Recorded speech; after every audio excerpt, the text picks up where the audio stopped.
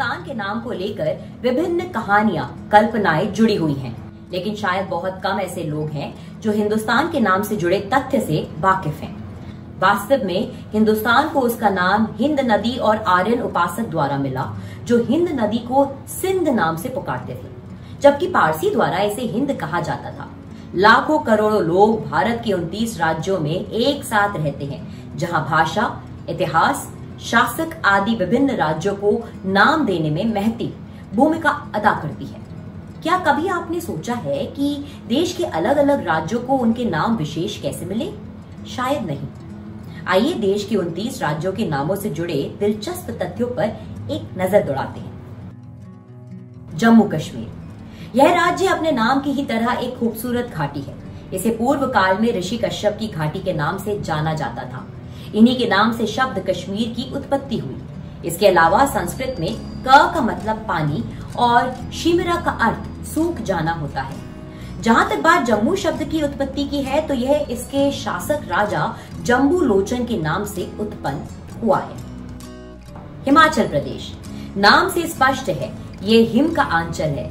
इस प्रदेश का नाम भी संस्कृत भाषा से उत्पन्न हुआ है। संस्कृत में हिम का अर्थ होता है बर्फ और आंचल का मतलब पहाड़। पूर्णतः इसे बर्फीले पहाड़ों का घर कहा जाता है। पंजाब। पंजाब असल में इंडो ईरानी शब्द है। बहरहाल पंज शब्द का अर्थ है पांच और आब का मतलब पानी, अतः इसे 5 नदियों की भूमि के रूप में जाना जाता है। उत्तराखंड। सन 2000 में उत्तरांचल उत्तर प्रदेश से अलग होकर एक नए राज्य के रूप में उभरा। इसका अर्थ है उत्तरी पहाड़, लेकिन बाद में इसका नाम उत्तरांचल से उत्तराखंड कर दिया गया, जिसका मतलब है उत्तरी भूमि। हरियाणा। हरियाणा 2 शब्दों से मिलकर बना है, हरि और आना। हरि मतलब विष्णु या फिर विष्णु के अवतार श्री कृष्ण। समग्रता में आप कह सकते हैं कि हरि को आने के लिए कहा जाता है। मान्यताओं के मुताबिक महाभारत काल में श्री कृष्ण यहाँ आए थे। इसी कारण इस राज्य का नाम हरियाणा रखा गया। उत्तर प्रदेश। उत्तर यानी उत्तरी दिशा और प्रदेश यानी राज्य।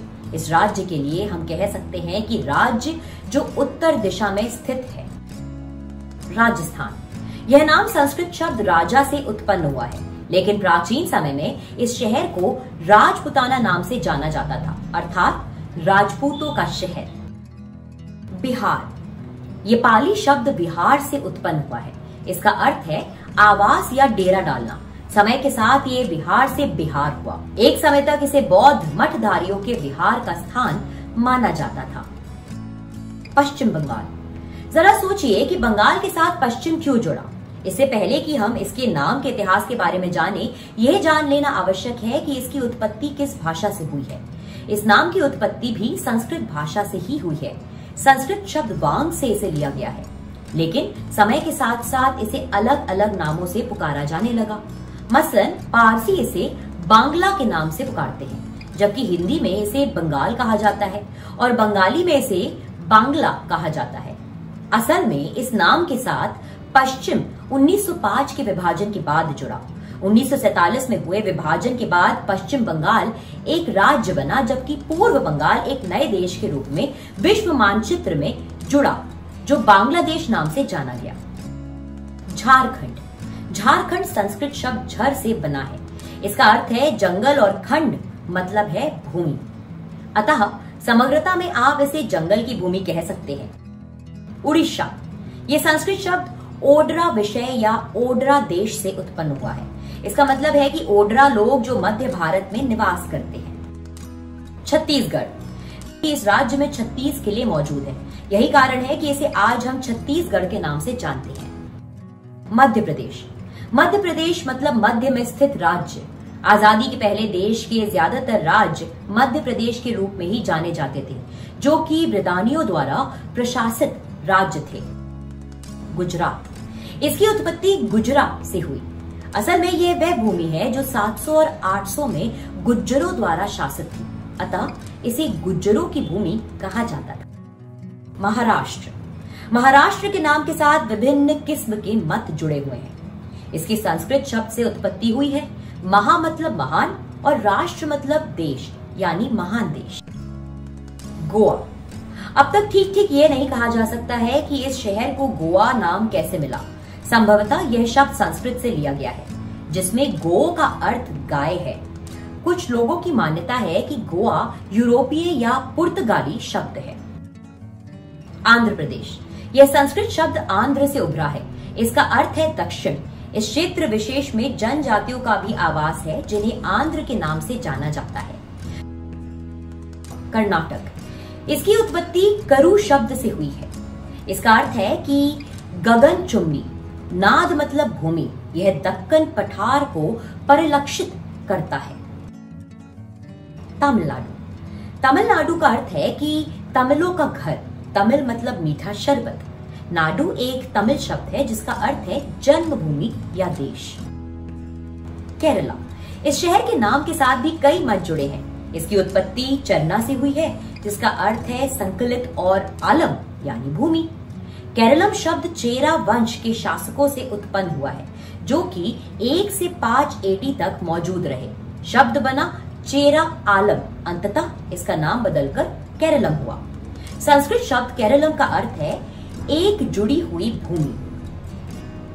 भौगोलिक रूप से कह सकते हैं कि केरला समुद्र से निकली अतिरिक्त भूमि है। तेलंगाना, तेलंगाना शब्द त्रिलिंग से उत्पन्न हुआ है। इसका अर्थ है शिव के 3 लिंग। सिक्किम, इसकी उत्पत्ति लिंबू से हुई है। इसमें सु का अर्थ है नया और खिम का अर्थ है विशाल भवन। पूर्णतः में हम कह सकते हैं नया विशाल भवन। इसके अलावा सिक्किम को तिब्बती भाषा में डेंजोंग नाम से जाना जाता है। अरुणाचल प्रदेश, इसकी उत्पत्ति अरुण शब्द से हुई है। इसका अर्थ है सुबह की ज्योति, और आंचल मतलब पहाड़, अर्थात सुबह की ज्योति का पहाड़। असम, इसका मतलब अहम शासकों से उत्पन्न हुआ है, जिन्होंने 6 सदियों तक असम पर राज्य किया। अहम इंडो आर्यन शब्द असामा से भी उत्पन्न माना जाता है, जिसका अर्थ है अनियमित। मेघालय, यह राज्य बादलों का घर है। मेघ यानी बादल और आलय यानी घर, अर्थात बादलों का घर। मणिपुर, जैसा कि नाम से ही स्पष्ट होता है, यह मड़ियों का शहर है। मिजोरम, मी का अर्थ है लोग, और जो यानी पहाड़ के निवासी। नागालैंड, नागालैंड शब्द की उत्पत्ति बर्मा से हुई है। यह है नाका। नाका का अर्थ नागा होता है।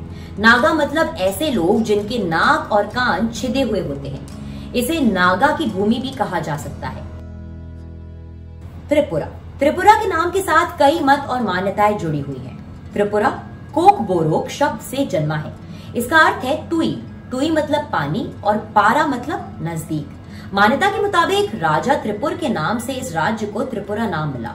शायद ही आप इस तथ्य से वाकिफ हो कि यह राज्य क्षेत्रफल के हिसाब से देश का 3रा सबसे छोटा राज्य है। आज के लिए बस इतना ही। उम्मीद करते हैं कि आपको ये वीडियो पसंद आया होगा। अगर आपको ये वीडियो अच्छा लगा हो तो इसे लाइक करें और शेयर करें, और अन्य ऐसी ही वीडियोस देखने के लिए विजिट करें jagranjosh.com। Till the next time, it's a goodbye.